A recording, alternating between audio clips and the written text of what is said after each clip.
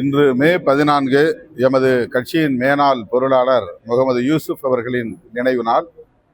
தலைமையகத்தில் அவருடைய திருவுருவப் படத்திற்கு மலர் தூவி வீர வணக்கம் செலுத்தியிருக்கிறோம். அவர் ஆற்றிய பங்களிப்பை நினைவு கூர்ந்து அவருக்கு எமது செம்மாந்த வீர வணக்கத்தை செலுத்துகிறோம். மே 17ஆம் தேதி ஏற்கனவே தமிழ் தேசிய எழுச்சி மாநாடு நடத்துவதாக அறிவித்திருந்தோம். பின்னர் அதனை தள்ளி வைப்பதாக அறிவித்தோம். தேதி பின்னர் அறிவிக்கப்படும் என்கிற அறிவிப்பையும் செய்திருந்தோம். அதே வேளையில் மே 17 முள்ளிவாய்க்கால் நினைவேந்தல் நாள். உலகம் முழுவதும் உலகத் தமிழர்கள் 17 மற்றும் 18 ஆகிய 2 நாட்களில் அந்த துயரத்தை நினைவு கூர்ந்து வருகின்றனர். விடுதலை சிறுத்தைகள் கட்சி மே 18 அன்று சர்வதேச இனப்படுகொலை நாள் என அறிவித்தோம். ஆண்டுதோறும் அதனை நினைவு கூர்ந்து வருகிறோம். அந்த வகையில் இந்த ஆண்டும் சர்வதேச இனக்கொலை நாள் நிகழ்வை மே 17 தலைமையகத்தில் நடத்த திட்டமிட்டிருக்கிறோம். தமிழ் தேசிய எழுச்சி மாநாட்டுக்கான ஒரு முன்னேற்பாட்டு கூட்டமாகவும் இந்த நிகழ்வை நாங்கள் ஒருங்கிணைக்கிறோம்.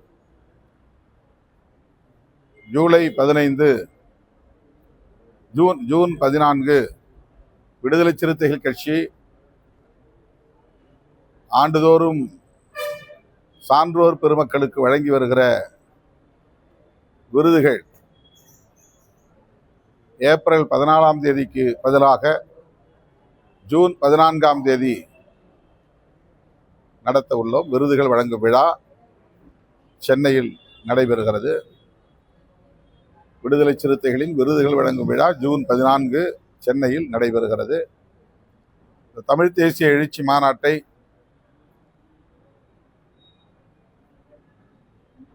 ஜூலை 23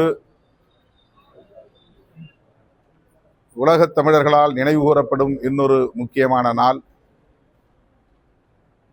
ஜூலை ஆண்டுதோறும் உலகத் தமிழர்களால் கருப்பு ஜூலை என்று நினைவு கூர்ந்து போராளிகளுக்கு வீர வணக்கம் செலுத்தப்படுகிற நாள். குறிப்பாக ஜூலை 5 கரும்புலிகள் நாள் என்றும், ஜூலை 23 கொழும்பிலே நடைபெற்ற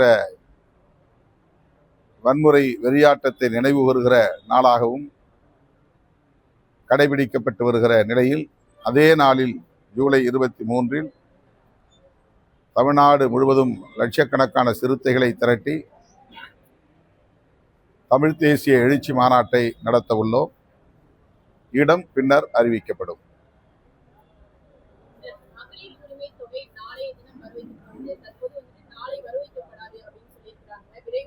என்ன சொல்லியிருக்காங்க?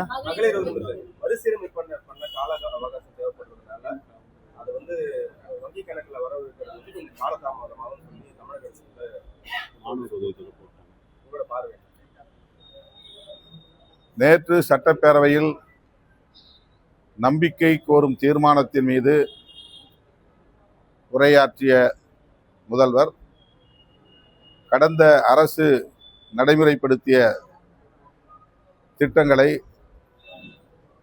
இந்த அரசும் இடைநிறுத்தாமல் தொடர்ந்து நடைமுறைப்படுத்தும் என்கிற உறுதியை அளித்திருக்கிறார். எமது கட்சியின் சட்டமன்ற உறுப்பினர் வன்னியரசு அவர்கள் தனது உரையில் இந்த கோரிக்கையை எழுப்பியிருந்தார் என்பது குறிப்பிடத்தக்கது. அந்த வகையில் மகளிர் உரிமை தொகை வழங்கும் திட்டம் தொடரும் என்பது மகிழ்ச்சி அளிக்கிறது. ஆனால்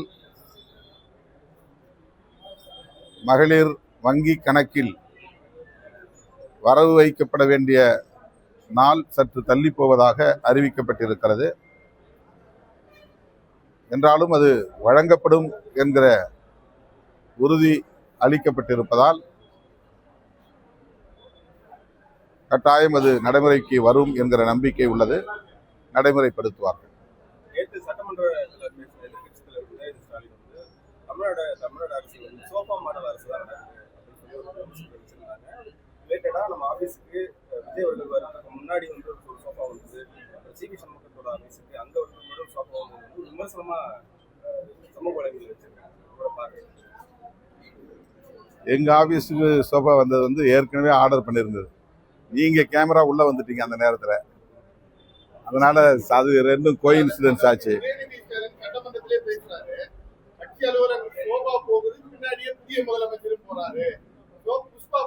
அது விசிக அலுவலகத்தை வச்சு அவர் சொல்லல. அவர் வந்து அதிமுகவில் உருவாகி இருக்கிற ஒரு அணி, அந்த அணி தலைவர்களை அல்லது அந்த சட்டமன்ற உறுப்பினர்களை சந்திக்க போன போது நிகழ்ந்த ஒரு நிகழ்வை சுட்டிக்காட்டியிருக்கிறார் என்று கருதுகிறேன்.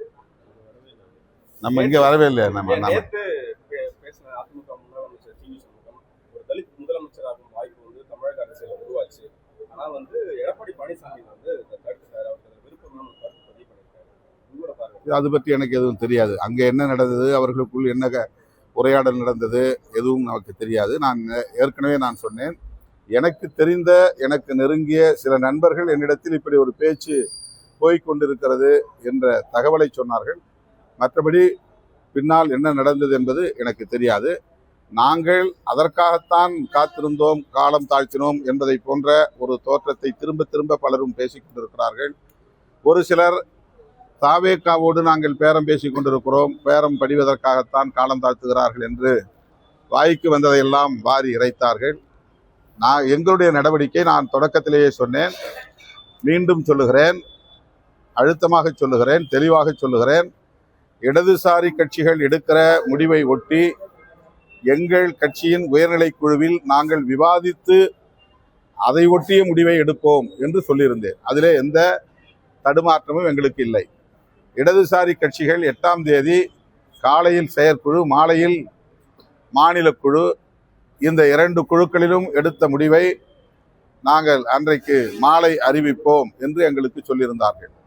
ஆக அவர்கள் அதிகாரபூர்வமாக எடுக்கப்பட்ட முடிவு என்ன என்பதை அறிந்த பிறகு அந்த முடிவை முன்வைத்து எங்கள் தோழர்களிடையே நாங்கள் கலந்தாய்வு செய்வது என்பதை இடதுசாரி கட்சிகளின் தலைவர்களுக்கே தெரியப்படுத்தியிருந்தோம்.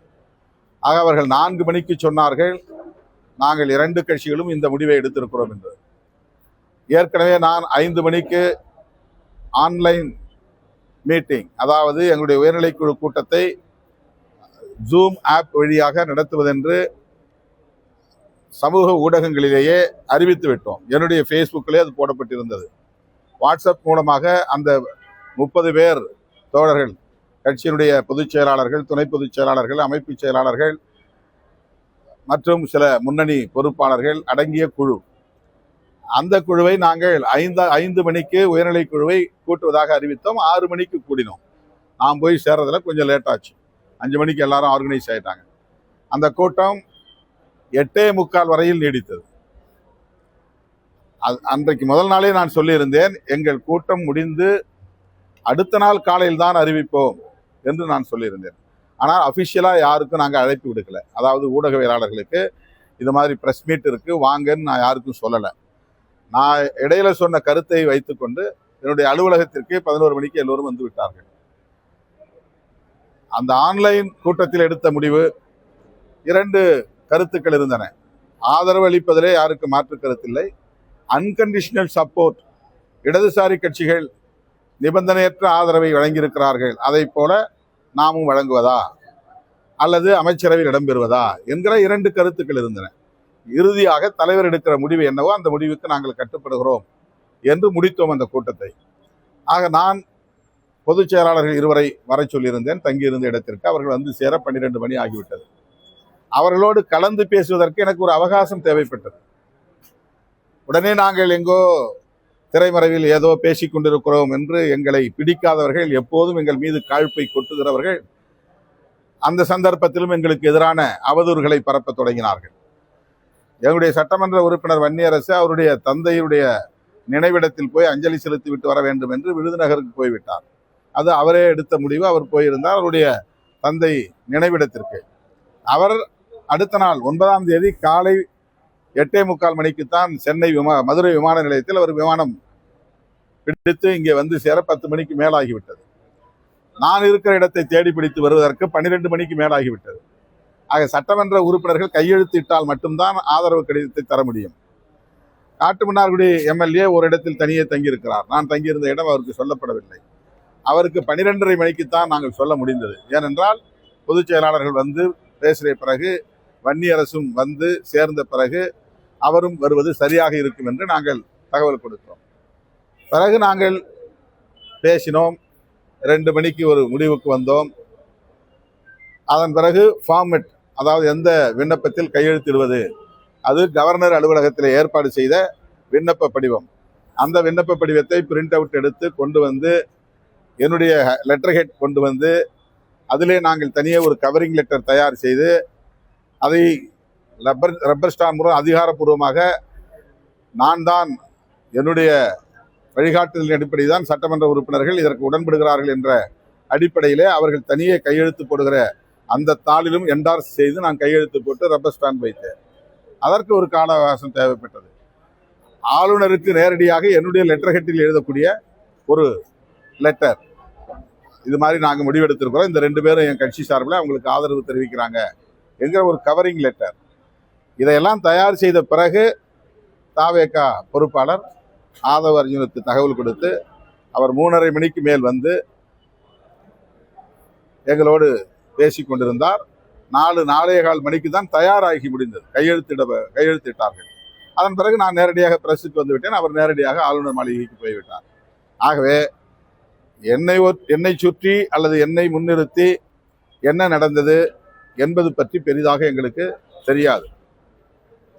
ஆனால் தகவல் கிடைத்தது. அந்த தகவலைத்தான் நான் தகவல் கிடைத்தது என்று சொன்னேன். ஊடகங்கள் அதை பெரிதுபடுத்தி விட்டார்கள். இப்போது அதிமுகவுக்குள்ளே என்ன உரையாடல் நடந்தது என்பதை அவர்கள் ஊடகங்களின் முன்னால் சொல்லிக் கொண்டிருக்கிறார்கள்.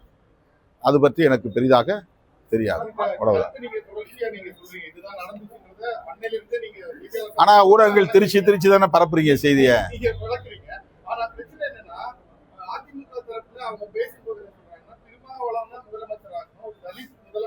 அது அவங்க ஸ்ட்ராட்டஜிங்க, அவங்க ஸ்ட்ராட்டஜி. ஆமா, நான் அந்த கூட்டணியில இருந்தேன்ல. நான் திமுக, நான் ஒன்னும் தாவேகா கூட்டணியில் இல்ல, வேற எந்த கூட்டணியில் இல்ல. அதுதாங்க எனக்கு தெரியாதுல. அதிமுக வந்து எங்களுக்கு திமுக கூட்டணியில நாங்க இருக்கிறதுனால அவங்க அதை பத்தி பேசியிருப்பாங்க. அவ்வளவுதான்.